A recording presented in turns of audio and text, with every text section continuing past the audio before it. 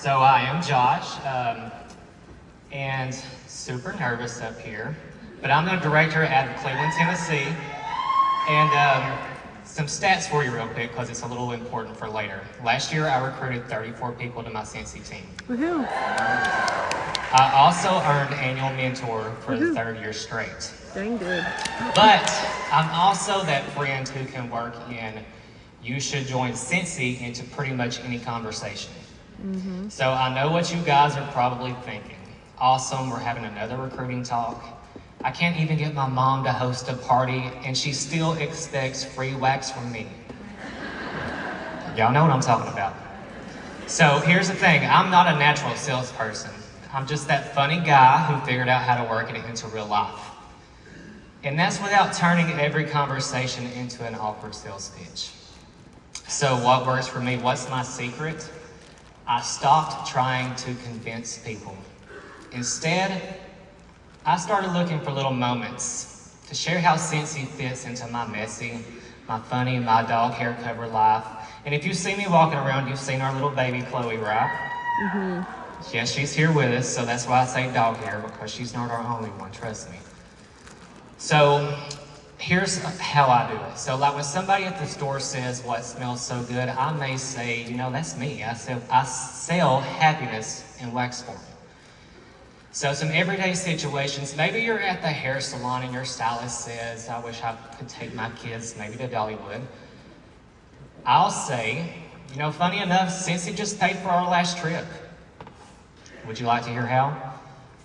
In the car line, maybe when another parent's saying, I'd love some extra cash, but I'm no salesman. I'll say, same. I basically post about smelling stuff on Facebook. It keeps it human, it keeps it funny, and it keeps them listening.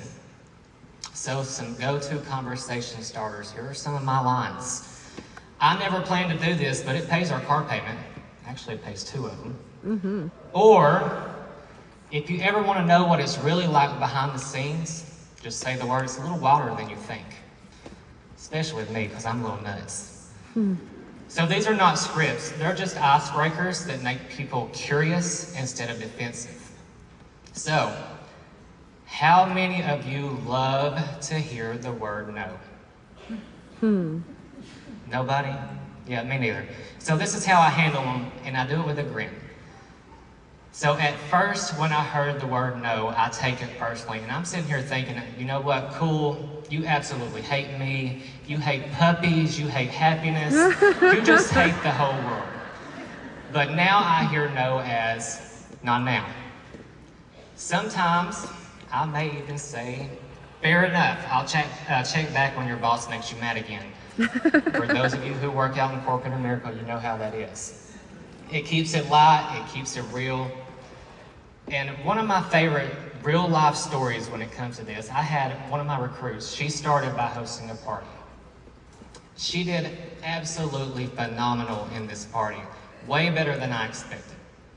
So I asked this person, why don't you just join and get all the commissions for yourself? I mean, that only makes sense, right? And she tells me, nope. That's all she said was nope. So I just said in a completely serious tone, suit yourself. I'll keep all the money, you can just have the free stuff. And then every time your friends need wax, they'll just buy from me instead of from you. And you won't get paid, I will. So she thought about it, and she joined. There was no pressure. Just a little humor, a lot of honesty, and letting her see what she was missing out on, because they don't know what they're missing out on unless you tell them. So let's talk about some casual chats versus some promo chats. Now, when there's a special join promo, just like this month with that $9, I hope y'all are promoting that $9 join special. I'm a little bit more direct. So I may say something like, if you've ever thought about it, this month's basically the cheat code. You have the lowest risk, the biggest reward. But maybe in everyday chats, I keep it a little bit softer. So I may say something like, it may not be your thing, but it's been great for me. If you're ever curious, just let me know. One of those creates FOMO, the other one is an invitation. Both work, but in different moments. Now, nobody really cares about the starter kit unless they're just getting it as a kidnapper.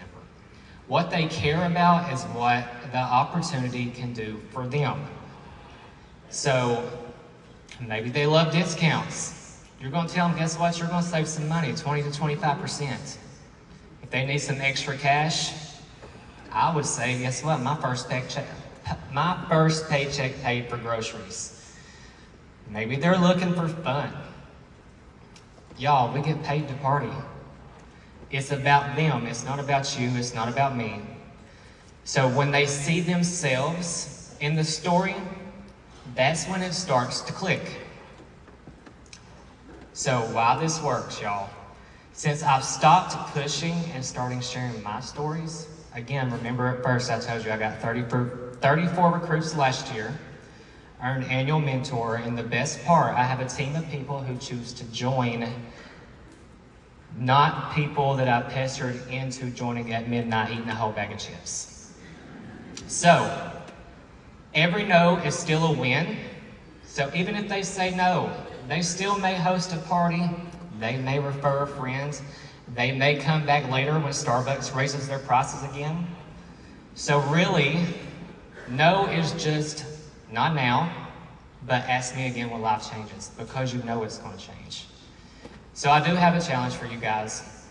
I want you to think of 3 everyday spots where you could slip in your real, funny, slightly messy story. Maybe it's the school pickup line, the hair salon, waiting at the DMV because y'all ain't got nothing else to do there. You already know. And when the moment comes, don't pitch. Don't be like, you need to join. Just share, laugh, and connect. So recruiting doesn't have to be about being pushy, and don't be pushy because you're just going to push them away. It's about being real and sometimes being a little bit funny. And if a guy like me who still drops wax on the dog when I change wax can do this, you absolutely can too. So go get real, get funny, and see who surprises you by saying, all right, tell me more. And there's one more thing I want to add. This is not the first time I've been on stage talking about recruiting. And the most important thing that people always come back and tell me that they took from my messages, and I wasn't going to add it in here, but if you do not ask, Josh will. Yep. So, thank y'all.